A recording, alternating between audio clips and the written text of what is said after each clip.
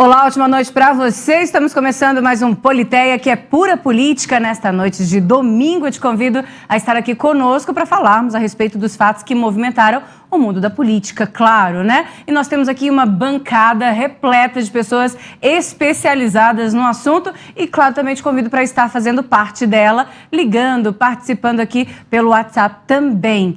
Ligue, né? Não deixe de estar dando aí a sua opinião, fazendo a sua crítica também. Muitos fatos mexeram com a política nessa semana e a gente vai tratar disso. Para estarmos conversando, eu chamei aqui o nosso colega de trabalho, Marco Antônio Ferreira, ele que é jornalista daqui da Rede Fonte de Comunicação. Seja bem-vindo, boa noite. Boa noite, Luzeni, boa noite aos demais companheiros aqui de bancada. E estamos aqui para comentar o que pudermos sobre política.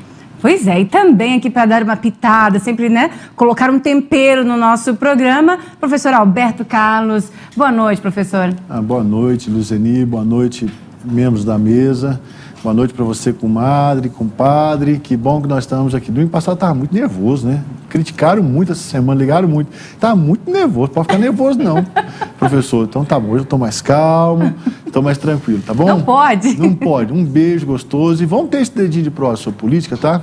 Um abraço, que bom que estamos juntos. Vamos lá, e temos também aqui, vocês estão vendo na câmera aberta aqui, dois especialistas que já estiveram conosco, são assim, conhecedores, profundamente conhecedores da política, têm as suas opiniões, nós vamos conhecê-las agora, né, no nosso programa. Jones Matos, ele que é analista, né, político, é também cientista social, está sempre conosco aqui, nos apoiando. Seja bem-vindo mais uma vez, Jones.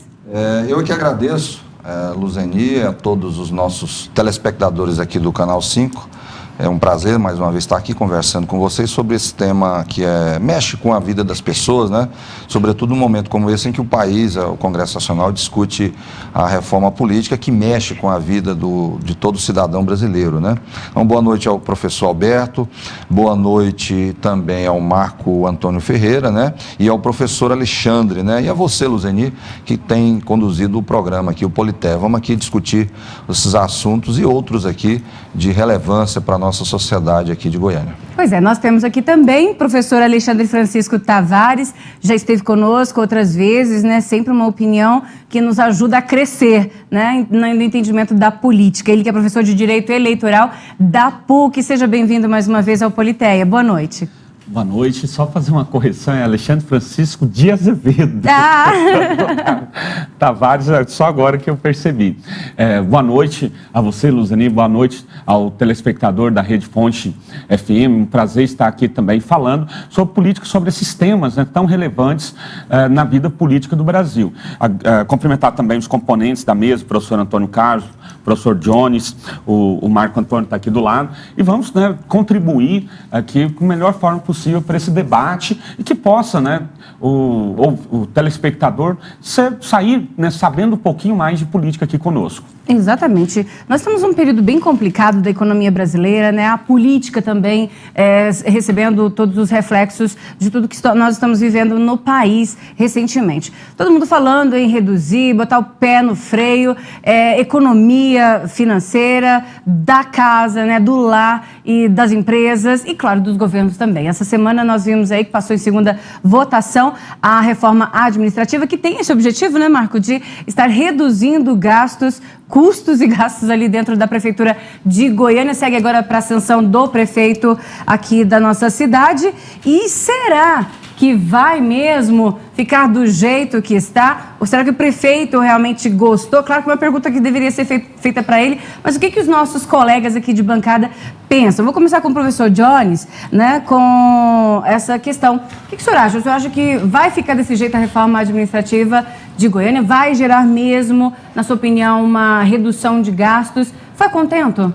Olha, na verdade não passa isso tudo de maquiagem do prefeito na tentativa de salvar o seu governo, que é talvez o governo mais impopular da história da capital. Muita dificuldade, a sua gestão tem tido muito em todas as áreas, né? Não funciona absolutamente nada nessa prefeitura. Então, ele tenta aí, de última hora, fazer uma modificação, talvez no momento inoportuno, até porque está no fim do mandato, talvez não consiga nem ter êxito nesse processo, porque os frutos dessa sua atitude, dessa sua mudança, ela só vai ter reflexo o ano que vem. O ano que vem é um ano eleitoral, o ano em que vai ter mudanças na capital. Então, eu não vejo essa reforma como algo que vai mudar, vai transformar, vai trazer nova e vai ter impacto, né, do ponto de vista de fazer uma mudança profunda. O problema também não é só de gestão, é da própria equipe de trabalho também que está aí, dos seus auxiliares. É preciso ter gente competente, preparada, né? É preciso ter uma série de que funcione efetivamente, né? Então, eu acho que a Prefeitura tem tido muita dificuldade nesse setor, nesse campo, e essa reforma é nessa perspectiva de enxugar. As demissões também não atingiram grande parte dos comissionados, ainda tem uma parcela significativa, algumas alterações, mantém algumas estruturas, por exemplo, como o gabinete militar. Eu não sei para que gabinete militar na Prefeitura de Goiânia, isso tem um custo, né, para o poder público, né? Então, assim, é uma coisa que pode não ter nenhum reflexo real para o nosso contribuinte que paga imposto aqui na nossa capital. Então, a gente vai ter que aguardar para ver o cenário. Eu não tenho nenhuma expectativa em relação ao governo aqui de Goiânia. Acho que é um governo que tende a terminar de maneira melancólica o seu final. Professor Alexandre, o senhor acha que politicamente foi interessante a reforma administrativa ou não? Olha, a situação do Paulo Garcia, prefeito de Goiânia, é mais ou menos aquela do time de futebol que está perdendo e o treinador se vê ali obrigado a fazer uma modificação que não vai resolver nada, né? Ele sabe que não vai resolver, mas ele tem que fazer algo para até mesmo tentar motivar o time. Ali foi mais ou menos essa situação do Paulo Garcia. Penso também, assim como o Jones Matos, que não vai resolver muita coisa, não vai apresentar tanta economia, porque de um lado extinguiu alguns cargos, do outro criou cargos, manteve algumas gratificações. Então, economia, muito pouca mesmo. É mais alguma coisa, uma tentativa de criar um fato político para mostrar que ele está fazendo alguma coisa e, a partir dali, tentar salvaguardar o que resta do mandato dele. Uhum. Eu não sei, professor Alberto, se o senhor está com a mesma opinião que eu, mas parece que estão assistindo a gente, estão verificando o que o senhor tem dito aqui, porque as críticas ao governo nos jornais está diminuindo, não sei, estão diminuindo na verdade, né? Não sei se o senhor está vendo da mesma forma, ou nas ruas parece que tem mais gente trabalhando, eu não sei se eu estou com uma impressão errada. O que o senhor está vendo agora no momento em Goiânia? Olha, a reforma como é vista, eu até queria ouvir um pouco o Marcos. O Marcos é um jornalista que acompanha muito o Pasto, acompanha muito a Câmara, né? Ele acha que ficou bem perto do processo ali de transição. E eu queria ouvi-lo para ver que respaldo que ele tem ouvido dos vereadores, da própria Câmara, se tem economia mesmo, se não tem, se vai trazer resultado, vai trazer otimização da máquina, se isso vai ter resultado, tá? Como eu disse no nosso programa, a reforma foi num time errado. É início de governo que se faz reforma, não é no final de governo.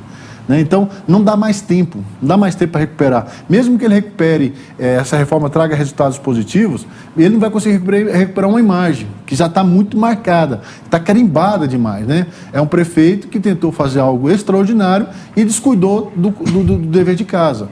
Fica uma lição, eu vejo que é uma lição.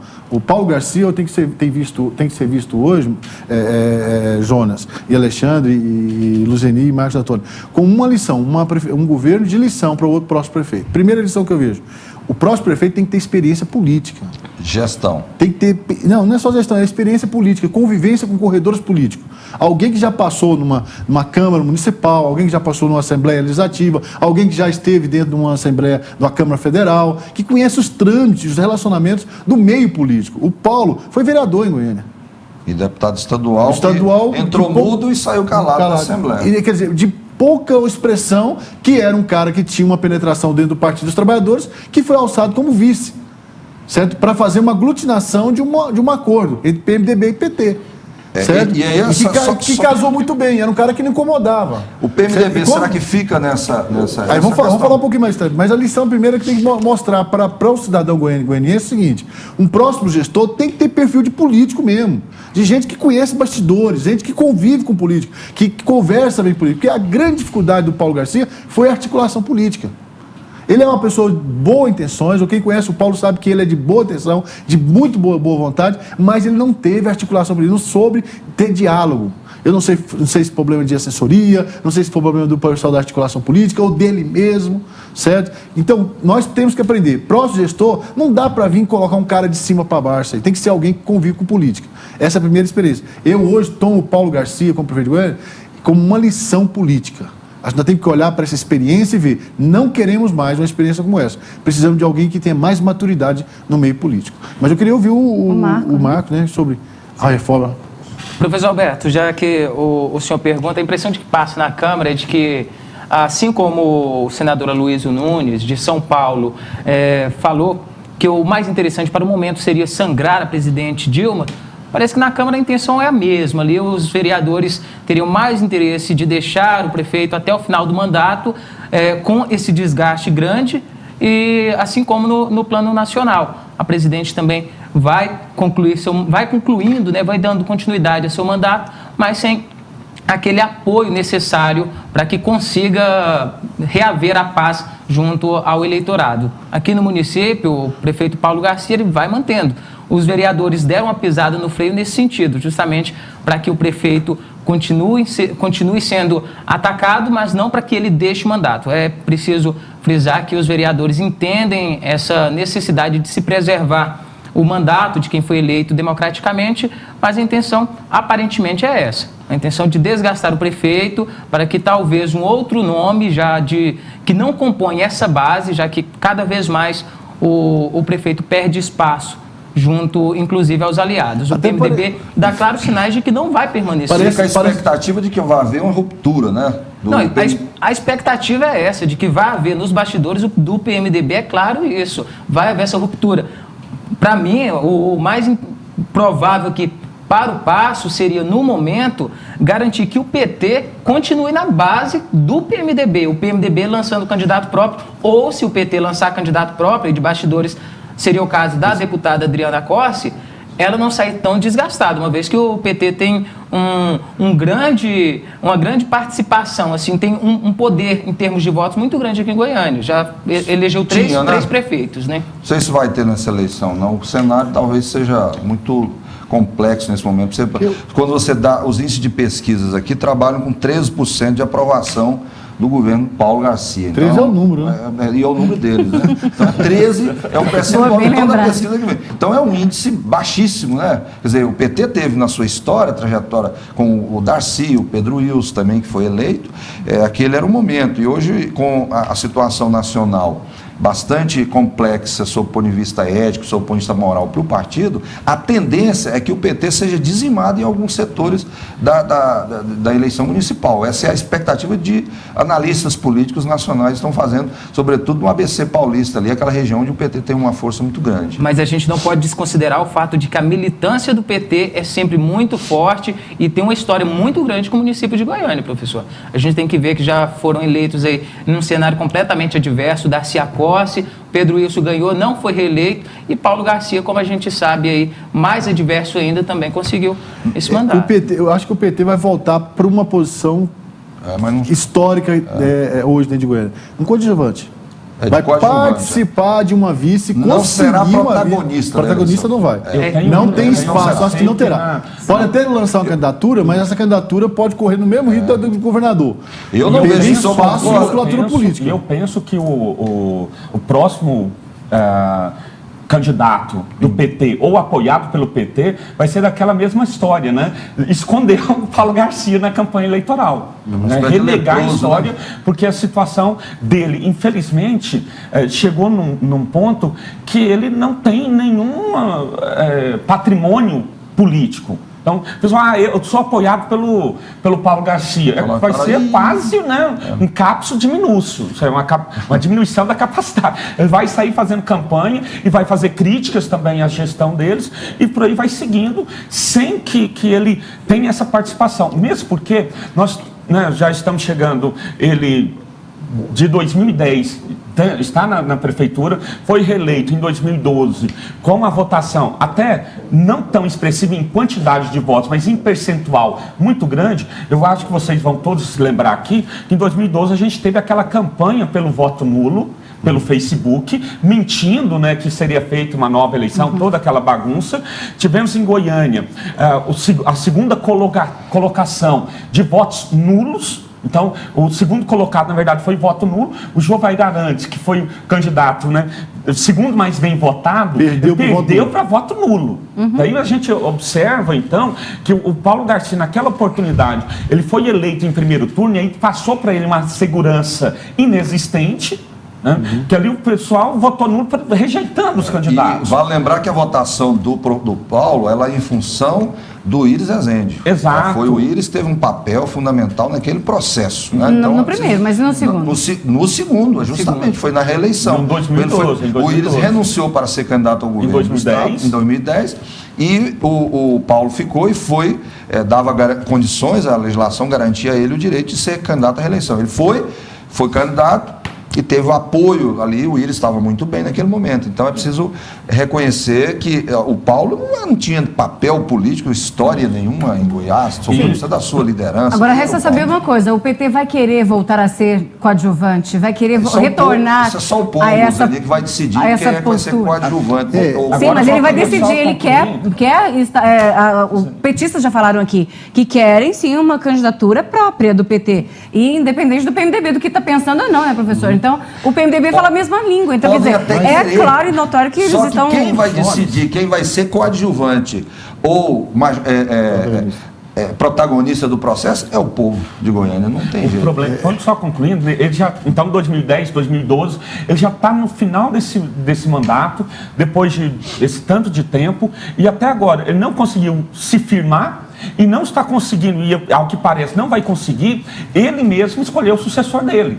Indicar aquele que seria sucessor. E até agora não tem nenhum preparativo para isso. É o tempo todo ele tentando, né, sair do afogamento. Está ali na ponta dos pés e não está conseguindo.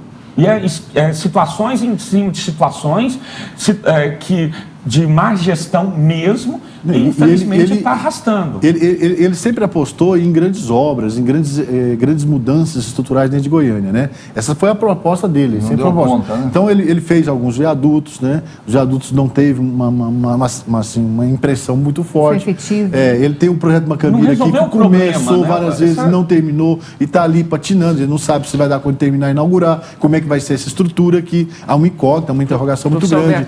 Ele tem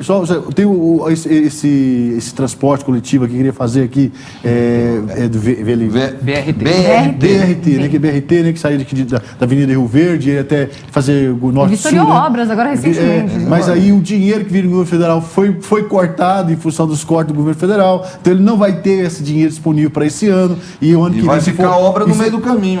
E se for mexer, vai tumultuar trânsito, aí que vai virar um desastre mesmo. Então, mexeu lá no Mutirama, foi aquela bagunça do Mutirama, inclusive de um viaduto lá que entupava, a Montanha-Russa. Quer dizer, tem muitos fatos assim que fizeram com que ele não pudesse se alavancar. Não é que a gente está aqui questionando, criticando ou jogando contra ele. Não é nada disso, não. É a leitura que se faz, né? São os fatos que estão correspondendo, mostrando essa realidade. E isso vai pesar no processo eleitoral. Certamente. Então, eu penso que, eu volto a dizer, já disse aqui na bancada várias vezes, dois pontos já falei para o Paulo e um interlocutor do Paulo já me procurou a respeito desse assunto. Primeiro, a reforma está enterrada.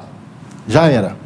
O efeito dela vai ser mínimo aí. Segundo, é momento de sentar na mesa e na cadeira. Sentar na mesa não, porque na mesa fica muito feio. Sentar na mesa, né? Sentar à mesa. E sentar na cadeira à mesa. Fazer bem feito tem que ser feito.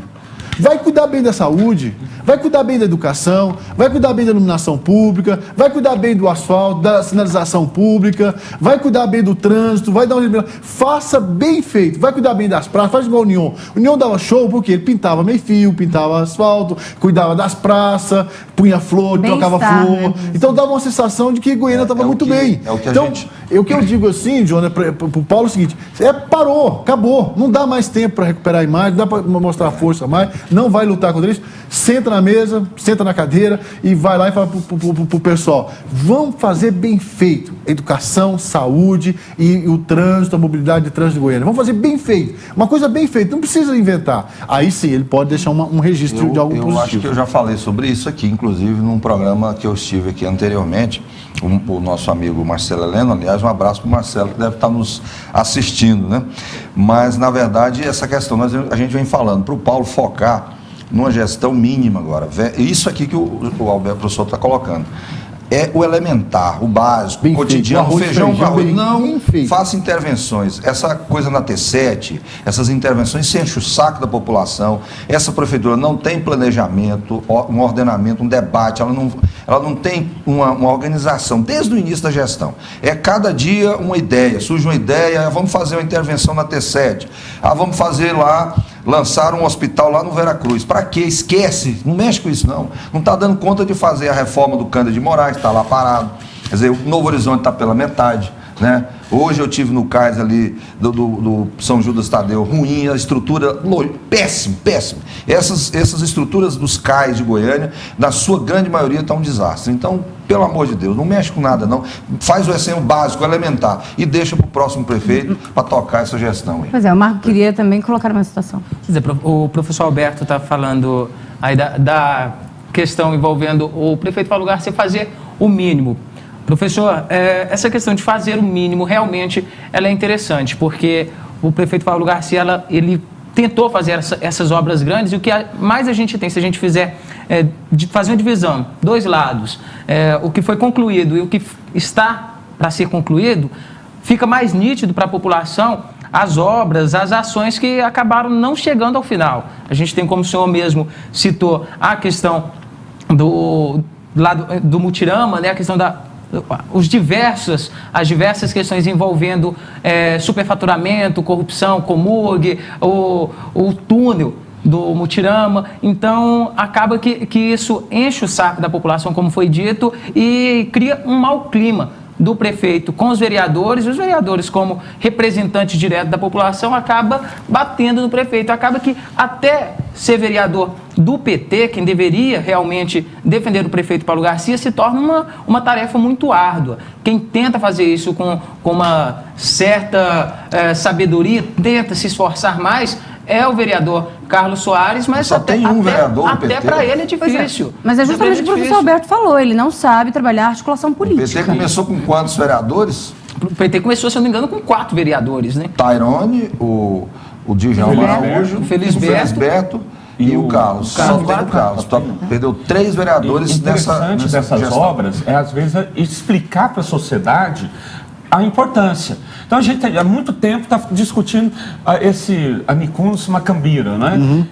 Assim, eu pessoalmente, eu tiro por mim. Eu não sei o que significa e o que isso vai representar de melhoria para nós. Uhum. O túnel lá do mutirama, para que serviu? Assim, na boa, se eu retirar aquele túnel, o próprio viaduto que cruza lá o complexo Mauro Borges, que fizeram, aquilo lá é uma vergonha que o Conselho de Arquitetura e Urbanismo, o CREA e a Câmara de Vereadores, jamais devia ter aprovado um viaduto daquele, porque ele não faz nada, é uma trincheira, você passa por cima. Quer dizer, você não tem ali tem caixa para você fazer os anéis, né? E você não fez ali naquela obra. Quer dizer, daqui 10 anos vai ter que fazer intervenção e gastar de novo ali com aquela obra. Pois é, agora eu pergunto aqui para vocês, dá tempo, porque nós estamos falando de coisas tão ruins e não é de hoje, né? Há tempos nós estamos falando disso. Dá tempo ainda de ele reverter essa situação? Olha, tem que arrumar muito dinheiro. Esse é o primeiro ponto. Mas a presidente Dilma não poderia ajudar, porque afinal de contas ela quer melhorar também. O governo federal está cortando o PAC, do Minha Casa Minha Gente, que é um programa que brilha nos olhos. Minha Casa Minha Vida, sei lá. Eu já tô tenso aqui. Pronatec, FIES. Tudo. Cortando tudo, cortando auxílio de viúva, cortando É seguro-desemprego. Só que na campanha eleitoral não ia ter esses cortes, não. Agora, professor. como é que ele vai arrumar dinheiro? O que se tem é que a prefeitura não tem dinheiro nem para manter a obra. Ele está tentando, suando para aprovar essa reforma, para ficar dentro da lei de responsabilidade fiscal. Certo? E não está dando reajuste para professor aí de 2, 3 anos aí que já entraram em greve. Medicina também. Então, não tem onde. Precisa de dinheiro. Isso aí precisa de dinheiro para terminar. Onde que ele vai arrumar esse dinheiro? Onde que ele vai conseguir esse dinheiro? Vai abrir uma caixinha, vai produzir? Não sei. Então, a pergunta é essa, vai ter dinheiro da onde? Não tem. Então, põe a cabeça no lugar e fala assim, olha, vamos fazer o seguinte, foi bom, valeu demais, vamos agora cuidar da saúde, vamos cuidar da educação, certo? Vamos cuidar agora do que é essencial, porque a população que o professor Alexandre estava falando, o colega estava falando aqui, é muito sério. Certo? O que a população, que o Marx frisou também, é o essencial. A população fica assim, desentendida. Vai num cais, não tem estrutura, vai no cais, está fechado. Uma criança não tem um atendimento escolar como ele prometeu, certo? Como deveria se ter. Tem aqui algumas situações pontuais positivas. E o restante não é muito bom. E aí, depara com a situação e vem falar em viaduto, e vem falar em projeto Macambira, fala assim, pô, mas pega esse dinheiro, põe na saúde, pega esse dinheiro, põe na educação, pega esse dinheiro, põe na mobilidade de trânsito, certo? Para que vai gastar com coisas que efetivamente não vai mudar a qualidade de vida da população goianiense? Então, essa é a indagação, e é uma pergunta que fica para o próximo gestor que vem na eleição. Não venha fazer obras mirabolantes, não tem mais espaço para isso, sem dinheiro não tem.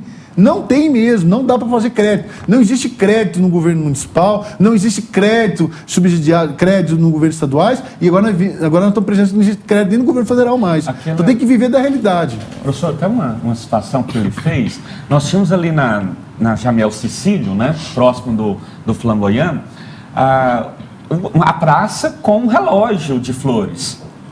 Funciona ainda o relógio? Né? Não funciona, mas assim, era um cartão postal ainda. Cartão. Aí de repente vai lá, Tira tudo lá. Do nada, por que não? Vamos tirar, vamos fazer uma nova coisa. E foi lá e simplesmente retirou, só para mostrar essa questão que foi colocada, de falta de planejamento. Ótimo, vai tirar? Pode tirar? Pode, eu acho que ele deve fazer isso.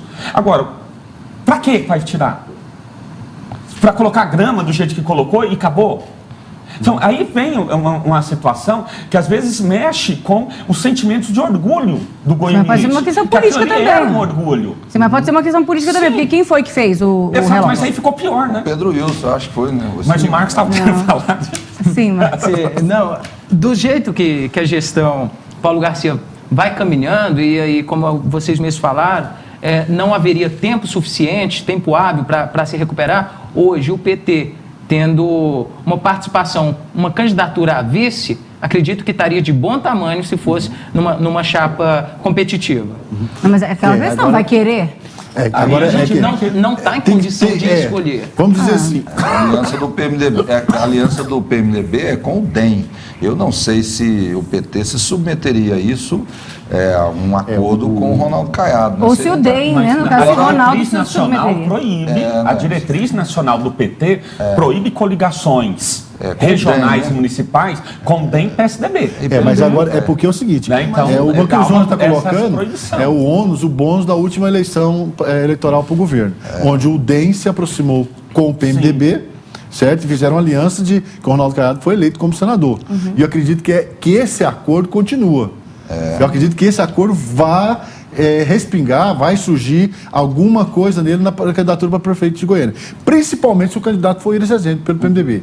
Se Iris Rezende é o candidato do PMDB, o DEM deverá vir com esse apoio, porque sabe que o Iris Rezende de Goiânia é um bom candidato de visibilidade política, interessa ao DEM estar presente no palanque nesse momento. Por quê? Porque o DEM tem um acordo, pelo entendido nos bastidores, que o DEM deve ter candidatura a governo do Estado na próxima eleição. Professor. Que deve ser o próprio Ronaldo. Parece que é um acordo firmado entre as partes. O Ronaldo deve vir como candidato. E saiu muito bem na eleição para o senador e deve vir. Então ele deve estar presente. A presença do DEM afasta a possibilidade do PT estar presente no palanque. Agora a conclusão que eu chego então é que vai precisar, vou usar uma palavra, milagre. Vai precisar de um milagre para que essa aliança então se continue, né? Eu acredito em milagre, mas também... Nem tanto. Milagre, mas eu acredito que com dinheiro... esse milagre pode acontecer, porque pode vir dinheiro também e não saber fazer.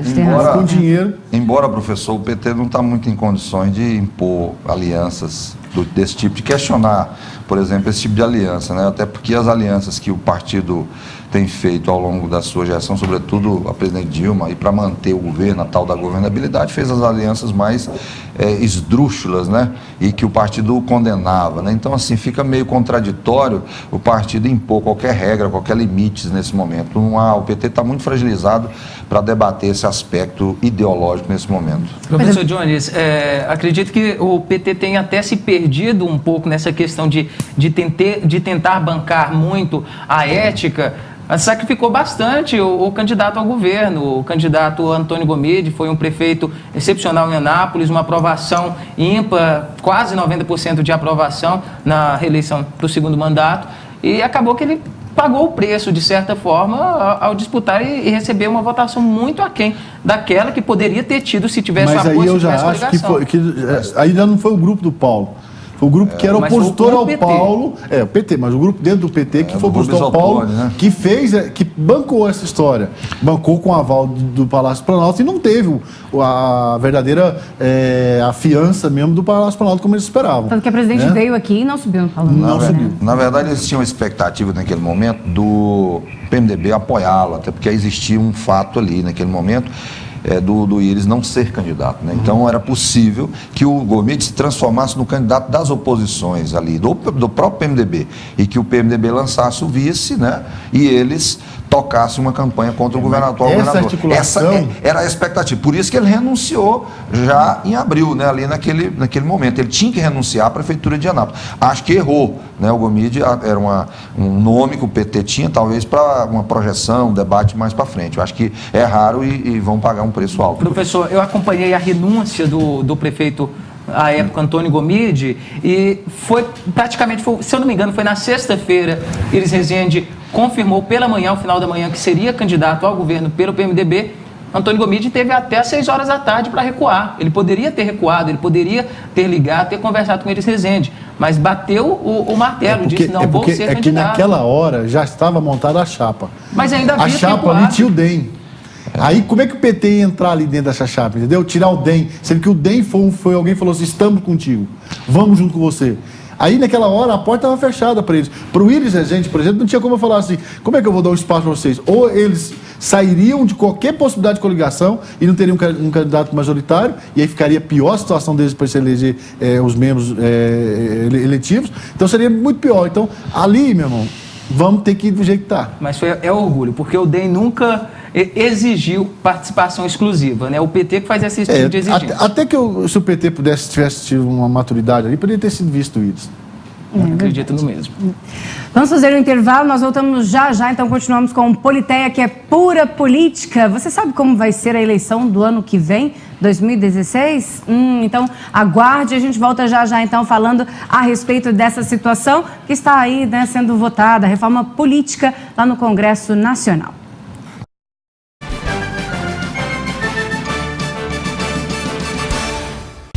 De volta com o Politeia, que é pura política. Seja bem-vindo você que está chegando aqui conosco na Fonte, na Rede Fonte de Comunicação, na nossa Fonte TV, e também você que está nos acompanhando na Rádio Aliança 1090 AM. Grande abraço, viu? Muito obrigada pela audiência. Vamos falar então como deve ficar a eleição do ano que vem. Será que vai haver alguma mudança? Eu já vou começar esse bloco então, questionando aqui o professor Alexandre sobre as possibilidades, né? Nós estamos vendo lá no Congresso Nacional essa discussão da reforma política, que já era sugerida e pedida há muito tempo pela população e pelos muitos políticos, né, também.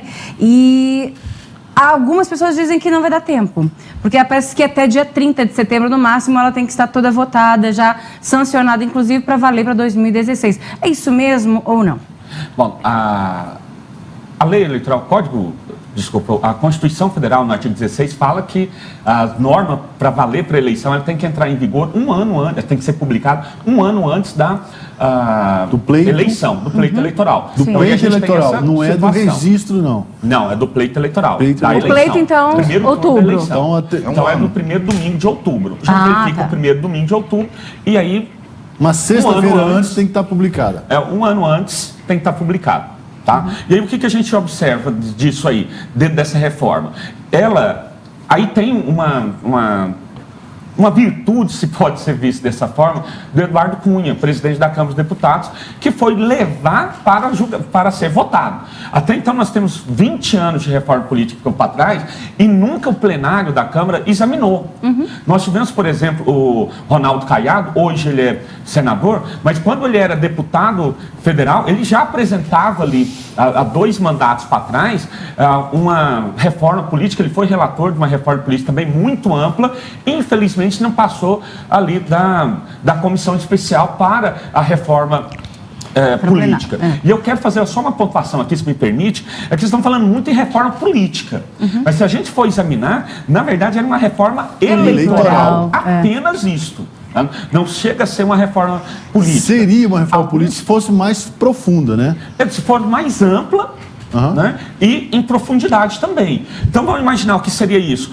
Por exemplo, o parlamentar hoje, ele toma posse num dia, no outro dia, ou no mesmo dia, ele pode pedir afastamento, licença, para ocupar um cargo no executivo. Sim. E quem assume ou é o suplente dele, ou, se for o caso do Senado, que aí é pior ainda, um suplente que sequer recebeu voto. Nós temos, por exemplo, o ex-ministro de Minas e Energia, o Lobão, ficou 8 anos no mandato dele no Ministério e nenhum dia lá no Senado. E quem ficou foi o filho dele, que não recebeu um único voto. Tá? Então, nessas questões, eu acredito que algumas coisas dessa reforma eleitoral estarão em vigor, sim, para as eleições do ano que vem, notadamente aquelas que já estão pacificadas, que é o fim da reeleição. Eu tenho a expectativa de que ela será levada a cabo. A questão também da cláusula de barreira. E aí nós temos ao lado disso algumas discussões que eu acho difícil avançar, porque não houve um debate mais apurado. Por exemplo, a questão de se estabelecer a unificação das eleições, o tempo do mandato dos governantes. Então são situações que deverão ser debatidas. E aí eu fui jogando aqui muita coisa até para nós termos que discutir aqui nesse bloco, né? As situações que eu acho que vão passar, graças a Deus, né? O sistema distritão, que é uma criação do Michel Temer, não passou. Né? O distritão encareceria sobremaneira as eleições para o parlamento e não resolveria em nada o nosso sistema de representação política partidária. Pois é, e a gente falava aqui também sobre a questão da reeleição, né, que acabou, não passou. Né? Passou. Sim, o fim da reeleição, quer dizer, não vai mais poder se reeleger, né? Isso. Agora tem a questão do aumento do mandato também, que a gente até falava isso aqui nos bastidores, né? Em off, vai acontecer esse aumento, não vai? Como a gente visualiza para frente? Porque a discussão está só começando, eu estava fazendo as contas, então nós temos 4 meses de discussão pela frente máxima. Mas veja bem... 3 meses que está em julho. Julho, agosto, setembro, outubro. Então, o tempo é hábil, não vejo nenhum problema. Vai dar tempo, até porque ainda vai passar essa votação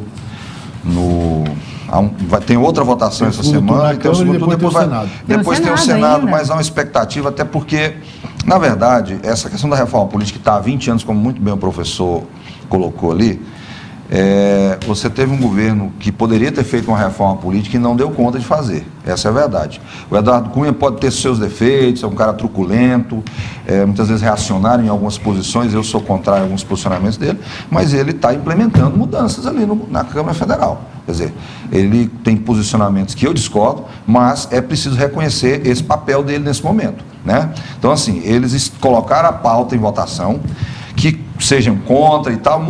Acontece é que os políticos que se beneficiam é que não querem reforma política. Alguns não querem. Você disse que a classe política quer reforma, não querem reforma, né?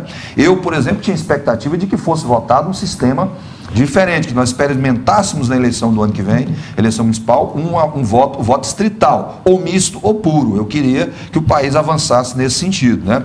Eu acho que algumas coisas que estão modificando são penduricalhos, coisas que, por exemplo, a alteração da data da posse, né? O fim da reeleição é um avanço, eu acho que é um debate interessante, a duração dos mandatos, que deve ser de 5 anos, deve alterar para 5 anos. Mas a data da posse tem um detalhe, professor Jones, que é o seguinte: a presidência da República toma posse no dia 1º de janeiro. Então, para ter um reconhecimento internacional, vários partidos, vários países mandam seu representante para cá. E é feriado. E sendo no dia 1º, essa representação fica prejudicada. Daí porque, se alterar a data da eleição de posse, ter essa utilidade. É o dia 2. Não, dia 2. Vai ser um dia útil. Vai ser um dia útil. Vai ser a volta.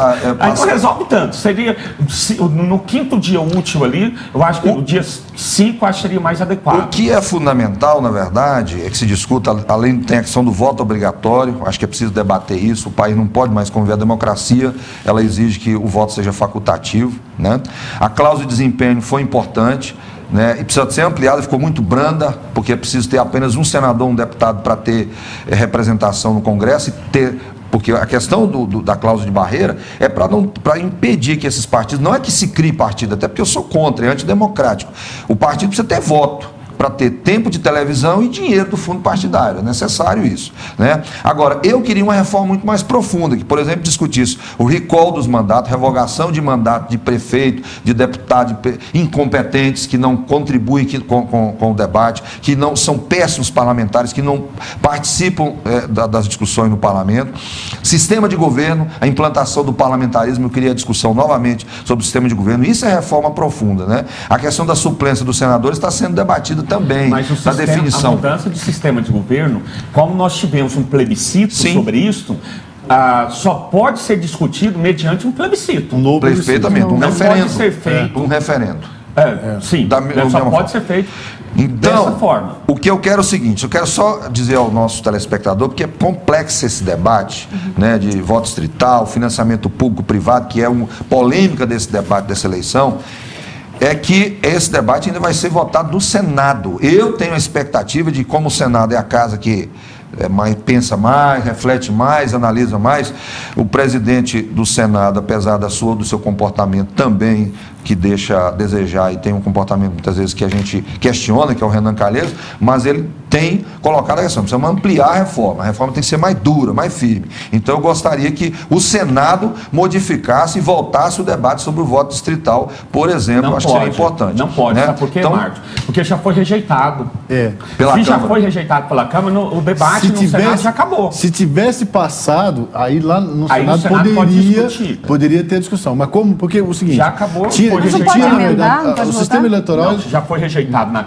Para ser o sistema ir para o Senado, né, teria que escolher um dos três. Aprovado na Câmara dos Deputados em 2 turnos. Já que foi rejeitado, não vai nem para o 2º turno na Câmara dos Deputados. Então, esse assunto só pode ser discutido, voltar à discussão no ano que vem. Porque, só para entender, o sistema eleitoral é um dos pontos que estava falando dessa reforma aí. Então, um deles era, dentro do sistema eleitoral, você transformar o sistema eleitoral em distrito puro, distritão, ou distrito distrital. Misto ou puro. Ou misto ou puro. E lista partidária. Eram as 3 opções que tinha de sistema eleitoral. Aí, os 3 não passaram, o que a legislação faculta? Mantém o mesmo sistema. Certo? Então, não vai mais mexer nesse assunto. Esse assunto não vai ser trabalhado então, mais. Vamos explicar aqui, professor Alexandre, professor Alberto, como vai ser, então, do jeito que foi aprovado até agora, como nós vamos chegar lá na urna e votarmos como? Quer dizer, quem vai ser eleito depois que nós colocarmos, depositarmos a nossa ideia, né, nossa vontade ali dentro da urna? Com relação à eleição pura, vai ser o seguinte, vai manter o que está aí. Isso. Então nós vamos continuar com a proporcionalidade. Ou no candidato. Proporcional. Isso. Agora, existe uma discussão ainda que não foi muito bem levantada, que é a questão das coligações. Que ainda fim das coligações. Esse fim das coligações deve vir agora na próxima semana, em discussão. Se acabar com o fim das coligações, eu acho que foi um avanço. Um avanço violento. Violento mesmo, mas eu acho difícil. Já passou. Isso já foi decidido no ano passado, nem foi agora. Foi ano passado o debate do fim das coligações. Não, mas esse ano eu acho que já passou. Estava na pauta também. Estava na pauta, eu acho que já foi rejeitado. Então, se for, então, aí eu vou voltar ao sentimento. Esse seria a melhor coisa, acabar com a coligação. Seria proporcional. Melhor. Proporcional seria excelente, mas então se ficar somente nessa história de fim de reeleição, que alguém falou para mim o seguinte, que eles legislaram com boné alheio, né? Fim de reeleição para os outros. Por que não falaram fim de reeleição para eles? Também. E até porque pode haver um aumento. Eles, só para o executivo? Eu acho então, que fim de eleição para deputado, vereador, alguma coisa assim também.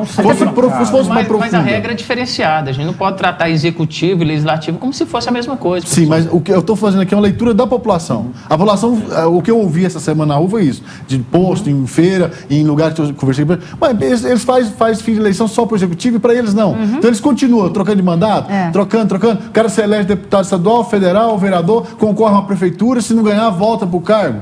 Então, são coisas que a população já consegue fazer uma leitura. Esse que eu defendo, que não o fim da reeleição para eles, mas uma limitação. Nós temos, por exemplo, deputados federais que estão há 45 anos lá. Nós temos vereadores aqui em Goiânia que estão há 8 anos de mandato. Deputados federais por Goiás estão 8 anos. Senadores, idem. O que eu penso, assim como o Marco Antônio, lá no parlamento, ele precisa de um tempo para aprender também e até mesmo amadurecer. Agora, deve existir uma limitação. Concordo com o professor Alberto Carlos na questão dele vai sair, ele quer disputar um cargo. Ótimo, continua no seu cargo de deputado federal, senador e tal, sai, não vai mais ao parlamento e faça campanha eleitoral. Se você perder, volta. E com detalhe, nesse tempo que ele está fazendo campanha, ele tem direito a ressarcimento da verba indenizatória. Ele está fazendo campanha, não está trabalhando e está recebendo verba indenizatória. Isso aí que deveria ser um ponto crucial numa reforma eleitoral que se preze. Tem outro debate. Eu só quero expressar aqui algo aqui, assim, que ouvindo tudo isso que está acontecendo aí, que eu queria deixar muito claro. Decepcionante, frustrante, medíocre, pobre, triste e mentirosa. Essa reforma eu vejo dessa forma. Certo? Dessa forma, que é um espelho, não vou dizer de todo, da classe política brasileira. Na verdade, nós temos uma classe política, não toda, a maioria dela hoje, medíocre, frustrante, mentirosa, certo? Essa é a grande verdade. É um reflexo. O que o Eduardo Cunha fez, sabe o que é? Vou mostrar para a população brasileira o tipo de político que nós temos aqui. Esse é o tipão do político, que é o reflexo do nosso voto. Na verdade, essa reforma política é um tapa em mim e você que vota todo ano. Em você que acha que não compensa cuidar do seu voto, que você pode vender seu voto. É um tapa na cara da população dizer o seguinte: olha só o estilo de gente que está lá dentro. Olha o tipo de gente que nós estamos colocando lá dentro. Certo? Nós somos responsáveis por isso. A responsabilidade é nossa. O que o Eduardo Cunha fez simplesmente foi isso. Passou o seguinte, tá aí. Esse é o tipo de gente que tem aqui dentro da Câmara. Professor Alberto, o que o senhor fala aí, essa questão volta a que o professor Alexandre havia falado agora há pouco, essa preocupação com o sistema do distritão. A partir do momento que a gente teme a eleição daqueles que foram, na sequência, os mais votados, a meu ver, isso é um sinal de que a gente não vota bem, professor. Esse é um sinal de que a gente vota errado, de que não temos maturidade suficiente. E justamente isso, que o poder econômico só tem essa influência por conta disso, porque nos deixamos levar. Sim, é exatamente essa a leitura. Você tem um sistema que o eleitor vai escolher, o eleitor, infelizmente, bate, fala, mas ali, a hora que ele entra na cabine, ele acaba fazendo a escolha dele naquele candidato que tem maior visibilidade. No sistema distritão, como se colocava, que a gente teria até para o telespectador entender. Nós teríamos aqui 17 deputados federais, né? Os 17 mais bem votados seriam eleitos. Em princípio, nossa, é democrático isso. Os 17 mais bem votados estão eleitos, só que você acaba com o quê? Com a minoria, com a representação da minoria. Nós temos um exemplo. Só uma minoria tem que ter voto também. Não, sim, com certeza. Mas nós temos um sistema em Goiânia, né, de uma eleição em que um camarada que não tinha a menor expectativa de ser eleito, ninguém nunca acreditava que ele seria eleito, e pelo sistema proporcional, ele foi eleito gastando provadamente, 2.000, salvo engano, 2.000 ou 4.000 reais de um empréstimo que ele fez. É o vereador Negro Jobs. Foi eleito nesse sistema. Então, veja, o sistema proporcional ele tem essa vantagem de permitir que a minoria seja eleita. Quando que num sistema distritão, né, com o gasto de campanha seria mas o distritão não está mais em discussão, professor. O distritão foi... Sim, mas é o que eu estou falando, porque ele não poderia. É porque eu um bom tempo... É o que eu estou dizendo, que ele não poderia. Eu advoguei o distritão. E defendendo o sistema proporcional. Eu defendo o sistema distrital, não distrital, porque eu gostaria de ver o eleitor mais próximo do seu parlamentar, do seu vereador, do seu deputado. O distrito faz isso. Hoje, na prática, já é assim. Mas isso é um Você não misto. Não, ou misto ou puro. Aí é a forma. Eu digo o seguinte, é que o Estado seria dividido em distritos, né, nesse caso. O eleitor lá de Posse, de Porangatu, ele não quer votar num candidato aqui de Goiânia, ele quer votar num candidato local. Ele já faz isso na prática hoje. Você vai lá buscar voto em Porangatu, você vê o custo que é você obter um voto lá, é caro. Então, isso você já elimina, você faz esse tipo. Eu gostaria, e você fica mais próximo à participação popular, quer dizer, você tem possibilidade de cobrar mais, o parlamentar vai ser mais exigido. Essa é a vantagem do voto distrital. E a campanha eleitoral reduz drasticamente. Reduz drasticamente. Ele não vai precisar fazer essa campanha caríssima, né, para ter. Eu defendo, até mesmo pensando nisso, o sistema proporcional de lista fechada. Perfeito. Já apanhei muito, né, por causa de... por que lista fechada? Porque assim, o que é o sistema de lista fechada? O partido vai apresentar para o eleitor uma lista pré-ordenada de candidatos. Então o eleitor vai saber ali, se o partido conseguir votos, quais serão os eleitos daquele partido. Professor, mas o partido vai escolher, mas não te retira do eleitor essa possibilidade? No sistema que nós temos hoje, infelizmente, retira também. Se você pega, por exemplo, eleições do Tiririca, outras eleições, que o cara é muito bem votado, ele arrasta pessoas com pouquíssimas votações. Então, o sistema proporcional de lista fechada e o sistema distrital misto, ele tem essa possibilidade de permitir que pessoas com baixíssimo custo, mas que tenham uma representatividade ali, naquela localidade muito grande, consiga obter votos e ser eleito e representar bem o seu eleitorado. Só contribuindo, professor, é importante isso que o senhor está falando para o nosso telespectador. A lista, num sistema que eu gostaria também que o Congresso não só fizesse a cláusula de barreira, a cláusula de desempenho, endurecesse mais o funcionamento dos partidos, é a organização dos partidos. Hoje o partido no Brasil não passa de esquema de fazer negócio, né? Sim, quer dizer, concordo.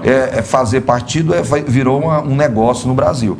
É preciso organizar os partidos. Tem donos de partido. Esses partidos, num sistema desse de lista, é complexo, porque se você não tiver democracia interna nos partidos, eleições permanentes, porque boa parte deles estão em comissões provisórias, né? Quer dizer, o sujeito manda lá em Brasília, lavra uma ata, o sujeito anda com a ata debaixo do braço, nomeando comissões provisórias pelo interior. Então, se você também não alterar a forma de organização do partido no Brasil, também prejudica esse processo. Democracia partidária. Perfeitamente. Que até hoje não temos. Então, quando acontece essa situação do partido, há muito tempo a gente discutia, né, que o FHC, na sucessão dele, ele mais 2 escolheram quem seria. Em 2010, o Lula sozinho escolheu quem seria. Então, se nós não tivermos um sistema de prévias partidárias verdadeiras, esse sistema vai continuar desse jeito, com essas... Esse vício, né? Viciado. Exatamente. Mas eu não vejo assim, historicamente, pois não, Marcos, mas eu não vejo historicamente, com essa situação, não vejo mudança. Falou agora há pouco que defende a desobrigatoriedade do voto. Eu concordo com o senhor, deveria deixar voto facultativo. O voto deveria ser facultativo no Brasil, mas aí vem uma outra preocupação. Com o nível intelectual da nossa população, do nosso eleitor, não seria um tanto temerário, uma vez que a maioria das pessoas que deixam de votar são as pessoas com maior nível de instrução? Olha, eu não vejo dessa forma. Eu vejo pelo aspecto democrático da situação. Eu acho que nós já avançamos. A gente teve, de 89 para cá, o processo de redemocratização do país, a primeira eleição foi em 89. A gente vem experimentando eleições, consta a cada 2 anos nós estamos tendo eleição. E esse é um grande debate hoje no país, essa questão do voto facultativo. As pessoas muitas vezes não querem, você veja o percentual de votos abstenções. De abstenções, né? Cerca de 30% do Brasil são abstenções, né? Muitas vezes, esse cenário que o senhor está desenhando aí, ele pode não ser tão relevante. Eu acho até que as pessoas poderão fazer ainda, a participar do pleito com muito mais veemência. E os candidatos terão que se esforçar, vão ter que apresentar propostas sérias, vão ter que ter um papel. É preciso, gente, que haja uma relação de reciprocidade. E as pessoas se elegem hoje no atual sistema e esquecem, vão para Brasília, não querem nem saber, não se preocupam com as pessoas. Quer dizer, não há uma forma do cidadão questionar a participação daquele parlamentar, daquele cidadão. Quer dizer, ele está lá e ele acha que ele é o dono do mandato. Ele não pode ser o dono do mandato. O mandato tem que pertencer a quem o elegeu. É isso que tem que funcionar. Não pode ser dessa forma. Por isso é que eu acho que é preciso modificar. E não vejo como problema deixar com que as pessoas, obrigar as pessoas a votarem, né? Isso nas democracias modernas nem funciona mais, essa obrigatoriedade do voto. Eu conversei com um político essa semana falando sobre essa questão do voto facultativo. Ele foi assim, bastante sincero comigo. Ele falou assim: você é doido? Eu falei: por quê? Uai, se hoje 1/3 já é nulo. Na verdade, o que vai ter campanha de nulo, ele falou, o que você falou, o nulo foi segundo aqui em Goiânia, vai bater esse pessoal. As eleições podem se tornar um problema. Um problema sério mesmo de não ter eleição. Professor, nós temos de validar um processo eletivo. 18% de abstenções. Em qualquer eleição, 18%. 18, 20. Se abstém. Nós temos ainda um voto em branco de 5%. O voto nulo vai ficar de 5% a 12% nessa variação. Ou seja, aproximadamente 30% do eleitorado não participa. Tá? Nós temos, com relação à obrigatoriedade, que se falou, voto às vezes se diz, não, é excrescência o voto na democracia ser obrigatório. Mas nós temos o voto com dupla natureza. O voto como função social, aí ele pode ser, o eleitor, o cidadão pode ser sim obrigado, sem o menor problema, e o voto como direito. Se nós tivermos o voto nessas duas funções, função social e função de direito dele, não tem absolutamente nenhum impedimento para que ele seja obrigatório. Eu penso que no voto facultativo pode-se dificultar a vida, sim, do político, como a gente viu, porque o político vai ter que fazer 2 movimentos. Primeiro, convencer o eleitor a ir votar. Segundo, convencer o eleitor a votar nele. Que hoje é quase como pescar no aquário com rede. Né? O eleitor vai votar, é obrigado a votar e fala: olha, vota em mim. Para facilitar a vida do eleitor, ele joga aquele tanto de lixo no dia da eleição. A gente pensa, nós aqui, pensamos, ninguém vota, mas fica ali. Vai ter eleitor procurando santinho no lixo para votar. Acontece. E é muito. Acontece. E muito. Não é pouco, infelizmente, não. isso aí acontece. Mas desse eleitor que procura o santinho no lixo, professor, geralmente é aquele com menos instrução, é o semi-analfabeto. É aquele que deixaria de votar. Eu não acredito que seja aquele que deixaria de votar, porque aquele que deixaria de votar, ele vai e vota nulo, ou então realmente deixa de votar e depois justifica. Esse eleitor, ele não vai dar o voto dele para quem quer que seja. Na minha opinião, é temerário, sim, você, no atual modelo eleitoral brasileiro, você transformar a eleição em facultativa, você transformar o voto facultativo. É prejudicial. Na verdade, o nível cultural hoje que nós temos no Brasil. O nosso nível cultural e intelectual, para sabermos qual candidato realmente vai contribuir, ele não favorece esse modelo eleitoral. Eu não diria nem nível cultural ou intelectual, eu falo mais o nível de envolvimento político, que a gente não tem. Engajamento, né? Engajamento. Pois é, vamos fazer um intervalo? Então, nós ainda temos que discutir vários pontos. Tem, por exemplo, a unificação eleitoral. O presidente do TSE até criticou essa semana, né, que poderia ser muito difícil aí a fiscalização. São muitos candidatos. Ele criticou dizendo que seria muito difícil de fiscalizar essa quantidade de pessoas, né, que estariam ali sendo candidatos. Na era da informática, gente, tá doido. Não sei. Depois o professor pode até nos ajudar aqui, porque ele também faz parte, né, do TRE. Bom, vamos fazer então esse intervalo, a gente volta já já. O que você acha? Você acha que a gente tem que ter mesmo essa unificação eleitoral, a eleição coincidir, né, para todos os níveis, tanto executivo como legislativo também? Vai pensando aí, a gente volta já já com Politeia, que é pura política.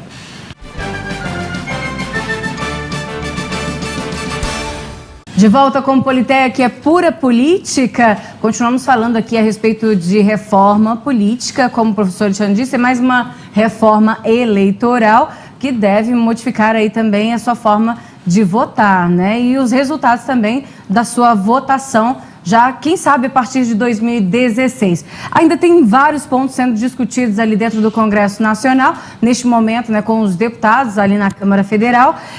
Nós devemos falar agora sobre a unificação eleitoral, né, quer dizer, todas as eleições num só ano, num só momento, de uma vez só, a gente vai, então, e deposita nosso voto em todos os candidatos. E também tem a questão do financiamento de campanha. A proposta é que nós, né, quer dizer, venhamos a pagar a conta, que é o financiamento público de campanha. Uma das discussões ali dentro também. O que será que pensam os nossos convidados aqui hoje? Vou começar com o professor Jones, né, sobre a questão da unificação eleitoral. É melhor ou não, com base na experiência que o senhor tem? Olha, essa questão da reforma política, primeiro é dizer para o nosso telespectador que não existe um modelo, um padrão perfeito. Cada democracia, a Alemanha tem um modelo, a Inglaterra tem um, os Estados Unidos tem um, a França tem um, a Itália experimentou o voto distrital agora. Então, assim, nós estamos tentando encontrar uma forma, um método que seja o mais próximo, e é essa expectativa que seja mais democrático e que haja mais participação da população. Eu acho que é fundamental. Essa questão da unificação, eu tenho me preocupado, tive alguns momentos de altos e baixos nesse debate, sabe? Porque, veja bem, é aquela questão do debate. O debate nacional é diferente do debate local. Quando você discute as eleições municipais de prefeito e vereador, você discute os problemas micro, problema do buraco da rua, a questão da limpeza da cidade, né? Quer dizer, são temas muito particulares, locais, cotidiano, do cotidiano da vida das cidades. Quando você parte para o plano nacional, você debate a conjuntura internacional, a relação do Brasil com outros países, a questão das mudanças na estrutura econômica do país, é o planejamento estratégico para o país crescer, é o parque industrial, quer dizer, tem N debates que não tem nada a ver com o vereador, com a discussão dos vereadores. Então, eu estou achando que essa proposta não deve passar da unificação. Eu acho que nós vamos continuar tendo 2 eleições a cada 2 anos, como é o sistema, pelos debates que eu tenho observado. Um outro aspecto, um outro detalhe que eu queria aqui falar sobre a opinião desses ministros e alguns ministros do Supremo, que todo dia dão declarações, é preciso entender uma coisa: quem faz as leis é o parlamento, não é o Supremo, não é... Eles vão aplicá-las e vão regulamentá-las, vão fazer todos os procedimentos. Agora eu fico vendo todo dia a opinião desses camaradas. Então vão disputa eleição e vão lá para o parlamento para fazer essas mudanças. Mas aí eu vou defender o ministro Dias Toffoli, que ele falou exatamente isso. Ele falou, olha, se unificar vai ser difícil, mas unificando a Justiça Eleitoral estará preparada para cumprir a sua função. Foi o que ele falou. Só que ele deu a contribuição dele como presidente do TSE, explicando o que seria e o que significaria isto. Com relação a essa unificação das eleições, olha o que nós temos. O eleitor, num único dia, deverá votar em 8 candidatos. Em até 8 candidatos. Então ele vai chegar e tal. Nós tivemos uma eleição agora que o eleitor teve que votar em 4, 5 candidatos, e foi uma dificuldade, uma demora imensa disso aí. Unificando, vai diminuir o custo. Diminuir como? Qual custo? Porque é o seguinte, nós vamos ter, de acordo com previsões que o ministro Dias Toffoli fez, nós teremos aproximadamente 3 milhões de processos para serem julgados pela Justiça Eleitoral em 3 meses. Esquece, não serão. Não serão. Não há estrutura hábil para esse tipo de situação. Mas tem países que colocam. Ótimo, tem. Qual país? Aí você pega um país lá minúsculo. Pequenos O nosso país, a dimensão territorial do nosso país não serve de parâmetro para outro. Lá nos Estados Unidos dá conta. O sistema norte-americano é totalmente divorciado do nosso. A começar do sistema político deles, que é totalmente diferente. Muito, muito diferente mesmo. Então, nós temos que voto em cédula ainda, né? Inclusive os Estados Unidos. Não, aí que está. Em alguns estados tem votação eletrônica, em outros votação em cédula. Às vezes a pessoa fala que nos Estados Unidos é desse jeito. Gente, para vocês terem uma ideia, Estados Unidos, em cada estado é quase um país. Porque ele vai ter seu próprio código eleitoral, seu próprio código penal, código de processo civil, sua própria estrutura, como seria esperado de uma federação nos moldes deles. Então não dá para a gente pegar um modelo de um estado norte-americano e falar, nos Estados Unidos é desse jeito, porque não é. Eu só queria aqui externar o seguinte, eu vou me ousar aqui dizer isso, mas eu sou muito povo. Eu ando muito na população. Durante a eleição, inclusive, eu fico o dia todo andando. Eleição, eu fico andando, eu fico nas portas, pedindo voto, conversando, batendo papo, tirando, fazendo selfie. Vou em muitos lugares, participo aqui e eu converso muito em praça, converso muito... Nessa agora você vai ser candidato? Não, nós vamos saber disso. Não, telespectador, não, vamos lá. Eu vou muito em feira, gosto de pastelzinho. Como pastelzinho? Eu já descobri o seguinte, João, é melhor ser amigo do rei do que rei. É muito melhor ser amigo do rei do que ser rei. Já descobri que hoje é melhor, tá bom? Eu já estou nessa idade já. Então, o que eu verifico? Eu vou comer pastelzinho e aí ponho aquele mistura de repolho com tomate, saladinha dentro do pastel. Eu vou nos lugares, vou em posto, paro em posto para abastecer, converso com o fretista, e converso, ando de onde em quando, ando no 020, aqui que chega no 020, passo no terminal e fico ouvindo. Faço isso de propósito, às vezes, para ouvir. Ouvir-me, vou no camelódromo, fico ouvindo, as pessoas me reconhecem, o professor Adalberto do programa, e vem conversar. Então, deixa eu falar uma coisa de sentimento do povo, da população. Não vou falar do sistema da reforma eleitoral conforme os políticos querem, que beneficiem eles. Mas vou falar daquilo que eu tenho ouvido da população. Primeiro, a população não quer mais reeleição. E queria acabar com a reeleição geral. Geral, é uma vez só. A população não quer ir em dois anos votar. A população quer ir uma vez votar em tudo. Ela sente-se angustiada de dois anos. Ela se sente usada, é cansativo. Certo? E outra coisa, para quem exerce o poder, de 2 anos tem que ir para o processo eleitoral, é um processo de barganha muito complicado para o Brasil. Até mesmo para quem administra o Brasil. Certo? Seria muito bom entrar um governante lá e administrar 6 anos, sem ter uma eleição municipal no meio, que ele tem que jogar com a eleição municipal. Ele tem que trabalhar para a eleição municipal. A população só faz esse entendimento. Só para terminar, a população não entende esse negócio de coeficiente eleitoral. Ela acha que quem tem que ser eleito é quem teve mais voto. E pronto, e acabou. O sentimento da população é esse. Nós não educamos nossa população para esse sistema eleitoral. Então fica difícil explicar como é que funciona. E é difícil das pessoas aceitar. Porque quando a pessoa não entende, ela não aceita. E aí fica ruim as expressões políticas negativas que estão aí. Então, eu quero dizer para vocês o que eu sinto da população. A população gostaria de ter isso. Votou, ganhou quem tem mais. Vamos uma vez só, para vereador, vamos lá uma vez só. Nem que faz sábado e domingo. Faz 2 dias de campanha, divide esse negócio do meio aí, vamos fazer sábado e domingo e faz a eleição. Para com esse processo de barganha, o cara é deputado federal, deixa lá a candidatura federal para ser candidato a prefeito, se ganhar foi, se não ganhar volta para federal, certo? E aí ele aproveita aquela eleição de 2 anos para fazer projeção de imagem, para daqui a 2 anos se reeleger novamente. Então, o que eu sinto da população é esse desejo, que algumas coisas simples podiam mudar. O que eu converso com as pessoas é em relação a isso. Mas isso foi até falado pelo professor Alexandre, que não seria justo, né? Daí seria compactuar com o Distritão, a proposta principalmente defendida pelo PMDB. E a questão, professor Alberto... É porque é um tiro nos partidos. Na verdade, o Distritão é um tiro, é o que o professor falou. Olha a deixa do professor. Isso aí é contra a formação partidária, política. Atentado contra a democracia. Isso a gente sempre fala.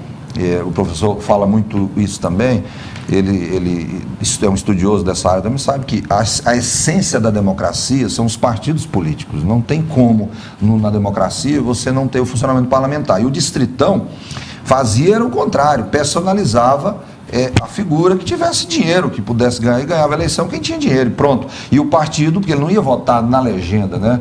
como hoje. O sistema que está aqui ainda, hoje você ainda tem o voto de legenda. Você pode votar no partido e nominalmente também no candidato. Só para a gente continuar, essa questão da unificação das eleições. O senhor professor Alberto falou que a população se sente usada e não daria para a gente tratar da unificação das eleições sem também tratar da mudança do modelo eleitoral. A população ela se sente usada porque ela é obrigada a votar. Se ela tiver esse poder de decidir sobre o voto, como o professor Jones falou, o voto sendo facultativo... Poderia unificar. Ela poderia não se sentir tão usada. Esses dias aqui a gente estava conversando, uma conversa de bastidores, essa questão. Acredito que a eleição ela não deve ser única sempre. Deveria ter um momento das eleições do Executivo e um outro momento do Legislativo, intercalado às eleições do Legislativo. Ou metade dele. Metade a metade, porque você não pode querer que os vereadores iniciem seu mandato juntamente com o prefeito e concluem também como acontece até hoje. Deveria-se ter intercalado para que aqueles vereadores fiscalizassem o prefeito e outros dessem continuidade. Isso é interessante também. Isso deveria ser trabalhado. Isso foi discutido aqui na conversa de bastidor. Acredito que seria um formato na metade mais justo. do mandato você mudava metade. Isso, eu não concordo com essa votação toda. O professor Jones colocou bastante claro essa posição dele. O professor Alexandre não quer serviço. Olha, eu fico no dilema. Eu falo para meus alunos que eu fico no dilema. Como servidor da Justiça Eleitoral, eu defendo que seja votação num único dia. Como estudioso do direito eleitoral, que a gente, olha só, a gente pessoal só trabalha a cada 2 em 2 anos. Não é verdade. Não, é verdade. Tem trabalho todos os dias. Mas se for unificado, aí vai ficar pior, né? Só trabalho de 4 em 4 anos. Então, se como servidor da Justiça Eleitoral, vai ser ótimo. Agora, como estudioso, eu verifico um problema. Como o Jones falou, o que leva o eleitor a votar? É aquilo que ele tem de retorno. Então, no município, é a saúde, é um buraco, iluminação. E aí o debate municipal vai ofuscar, o pessoal às vezes pensa o contrário. Não, o debate nacional vai ofuscar o local. E não é. O debate local vai ofuscar, principalmente nos interiores, o debate nacional. Quantas vezes a gente já viu no interior briga de foice? Mas aí, professor, de foice. Mas, professor, é briga, o vizinho conversa com outro vizinho, mas eles ficam brigados. Aí nós vamos fortalecer a estrutura partidária. Não fortalece. Não claro. Fortalece desse claro. O macro vai depender do micro. Aí vai ter um fortalecimento. Quer dizer, os caras não vão ficar lá em cima mandando, eles vão depender do micro. A unificação e a propaganda do rádio na TV. A unificação vai...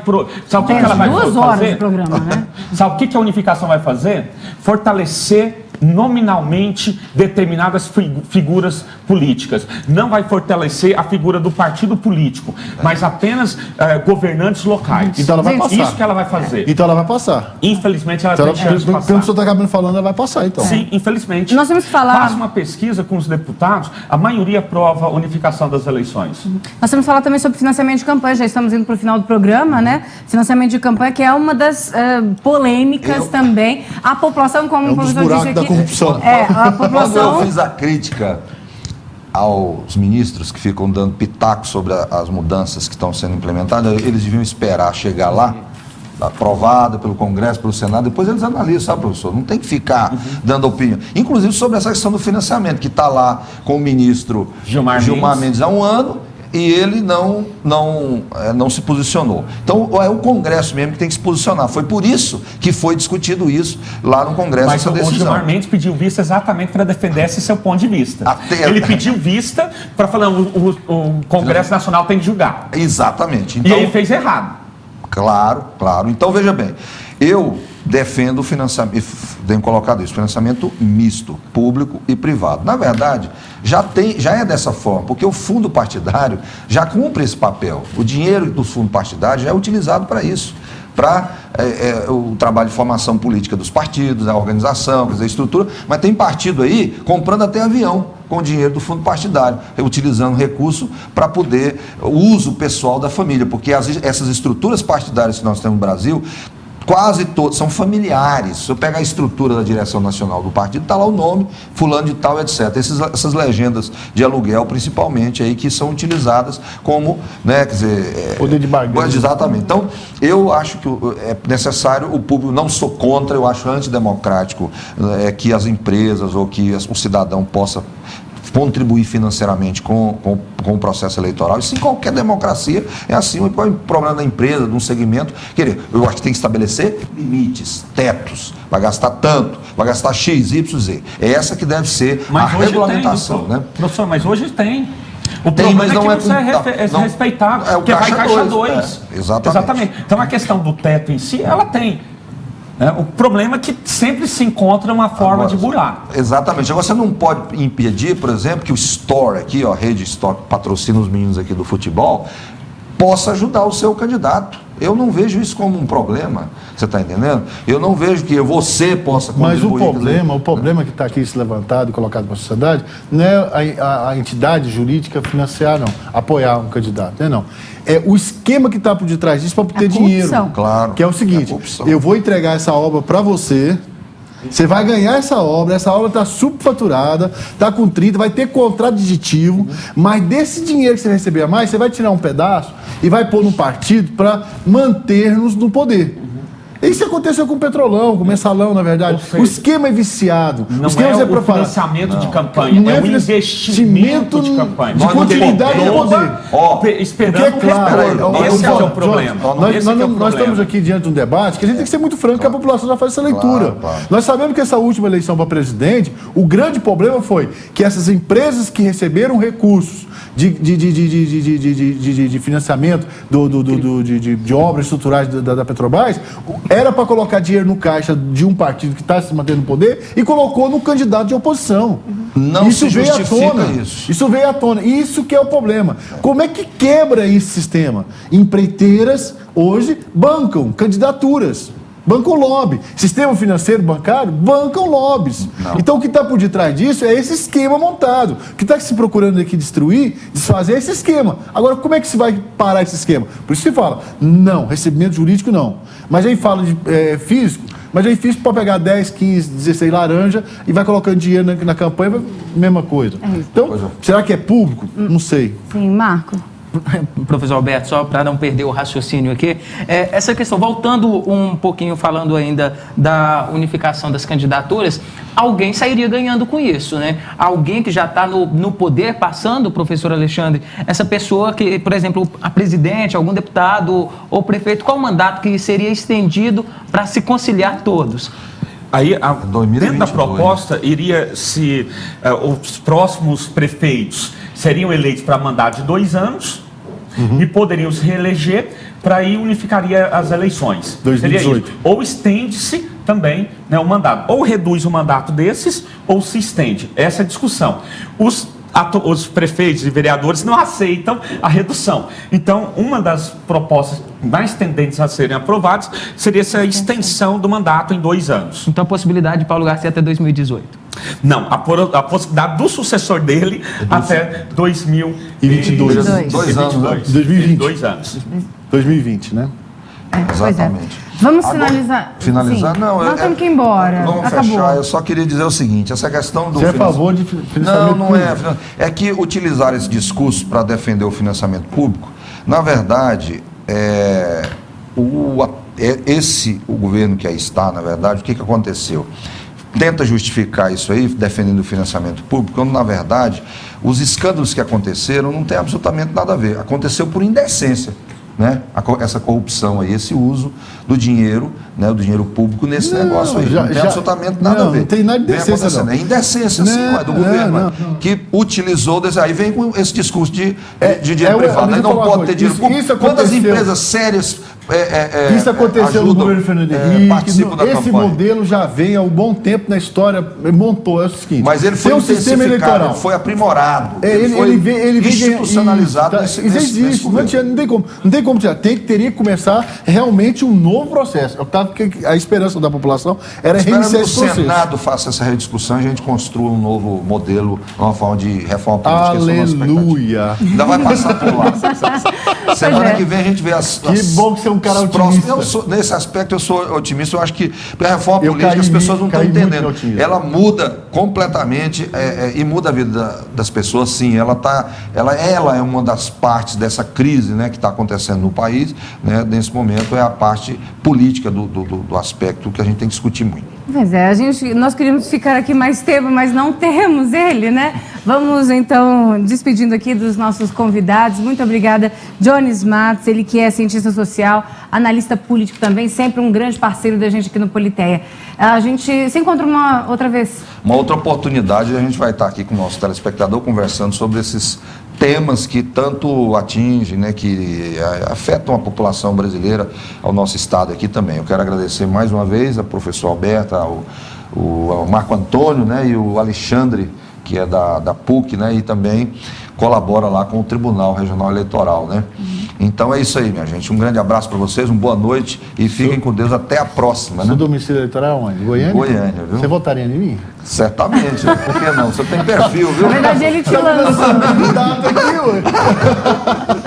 Pois é, professor Alexandre, muito obrigada também pela participação aqui no Politeia. Foi muito rica aí a explanação do senhor. Espero que venha mais vezes também aqui com a gente para nos ajudar, porque continua aí a discussão, né, no Congresso e a gente vai ter muito assunto ainda para poder debater aqui. Luzeni, eu que sou agradecido pelo convite, sempre que tiverem essa necessidade, pode entrar em contato. Quero agradecer o telespectador que ficou até essa hora nos ouvindo, aprendendo um pouquinho aqui conosco. Agradecer ao professor Alberto Carlos, professor Marco Antônio, o Jones Matos, que foi um prazer estar aqui discutindo sobre política com todos vocês. Pois é, muito obrigada. Marco, vamos embora também? Amanhã a gente de volta aqui trabalhando, né, na Rede Fonte de Comunicação. Obrigada por ter vindo, viu? Eu agradeço o convite, Luzeni. Fico à disposição para a próxima oportunidade e desejo uma boa noite para quem está nos acompanhando e também para você, para o professor Alberto, e para o Jones e também para o professor Alexandre. Uma boa noite. Pois é, vamos então, professor Alberto, embora. Vamos. Semana que vem de volta aqui. Vamos terminar, né, nosso feriadão agora que com chave de ouro. Ufa, vamos lá, né? Ô, culpado, comadre, obrigada, tá? Meu domicílio é Aparecida, tá? O João vai votar em mim. Mas foi bom o dedinho de prosa, tá? Muito bom mesmo, tá? E é um prazer estar com vocês aqui. Uma boa semana cheia, passou o feriadão e vamos ganhar a semana, tá bom? Um beijão e uma boa semana para todos. Obrigada a todos por estarem aqui conosco. A gente volta então semana que vem, um restante de noite maravilhoso para vocês e também uma semana abençoadíssima. Continua conosco aqui na Fonte TV, que tem uma programação voltada para você e para sua família. Olha, domingo que vem aqui, hein, no Politeia, que é pura política. Até lá.